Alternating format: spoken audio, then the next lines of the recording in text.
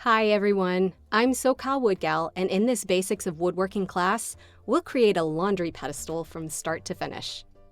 I thought it might be fun to bring in a friend who's interested in woodworking, and we'll create the build together. That way you can build step by step alongside a newcomer to carpentry. My friend Colin has been wanting to build a laundry pedestal for his new house to get the machine off the ground and save his back from bending over the dryer. He was game to be on camera, so everyone give Colin a round of applause.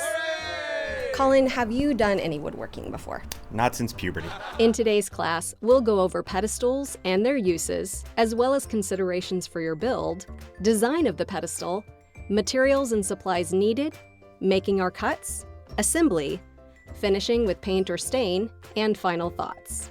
This class is aimed at students with a rudimentary understanding of woodworking. Access and experience using power tools is recommended, but totally not required. I haven't used a miter saw before, but I trust you to show me how not to kill myself on it. I will. Some basic tools are necessary: eye, ear, lung protection, sander or sandpaper, gloves, paintbrush or sponge brush, cloth or shop towel, miter, circular, jig or handsaw, drill, drill bits, nailer or hammer and nail, glue, and pocket hole jig.